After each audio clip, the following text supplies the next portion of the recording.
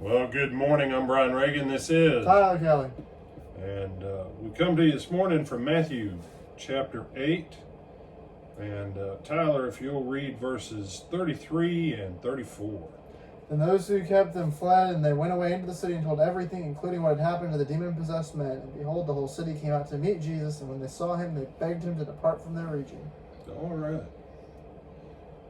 You know, this is a fascinating occurrence, Jehoshaphat. Why so? Well, it's kind of a twofold thing. The demons did not want the ones who were tending the hogs. Mm-hmm. So there's that issue. But they ran into the field, which means that Jesus stayed there for a while.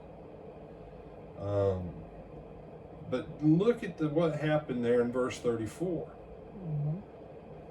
That when the whole city came out to him, to meet him, when they saw Jesus, and the other gospel tells us that when they saw the man who was demon-possessed sitting in his right mind and clothed, they were scared.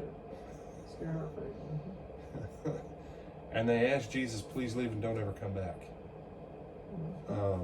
Wow. Y'all have had to gang attack this guy. You're not old enough to remember all the movies on PCP in the 70s and 80s that they used to make us watch as kids. And every time I read this, I think about PCP addicts. Because it would be one of those things where this guy would be going psycho crazy, and like 15 cops, 5 or 6 sets of handcuffs, foot shackles, and a massive, just have to beat the tar out of the guy. And he still might go on ahead and break the cuffs and kick out the back glass and the guard screen and all that inside the squad car. And that's what these people have been doing to these guys for however long. Mainly, and people miss, mainly so that they can go on the road in and out of the city to do business. These guys were bad for business. They would just randomly attack people and beat them up. Bad. So the townsfolk would come out, they'd gang up, they'd beat the tar out of them, they'd put chains on them, try and bind them up long enough to get business done. And these dudes break their chains. And the response of the people isn't to look at Jesus and go, thank you so much. They go, please leave, don't ever come back.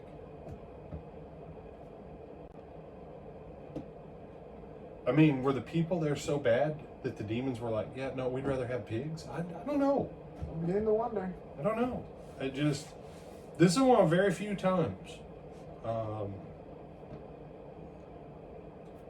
that you see Jesus leave because the people are that far down. So what was one of the other ones? His own hometown. He went there to do some miracles for him and nobody could believe. He did a few, healed a few that were sick, and he left. Because he could do no miraculous work there because they did not believe. And here, he does a miraculous work. He didn't even get a chance. And the people come out and they're like, just leave, dude. We don't ever want you back here. Just go. Just get away. And the other gospel tells us that the man begged Jesus. He said, please let me come with you. And Jesus says to him, he says, no. He tells us go tell everybody, right? Yeah, go tell everybody about how good the Lord has been to you.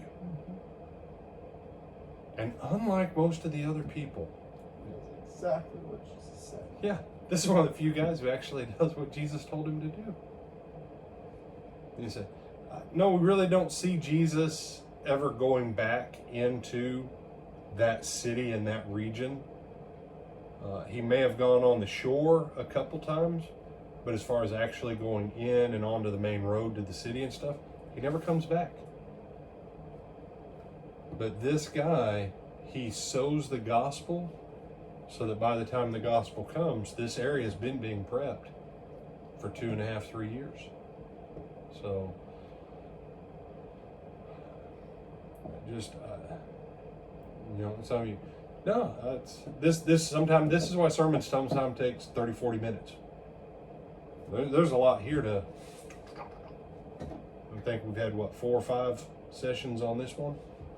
Roughly. And, so one of the key things for you and I is to make sure that we don't ask Jesus to leave and not come back. Just sometimes say thank you, even if you don't understand it. Just say thank you, Jesus, and roll with it. Because you don't want to be in the place that these people were. You have some other thoughts on this? No, sir. All right, Lord willing, we'll see you back at lunchtime for our midday meditation.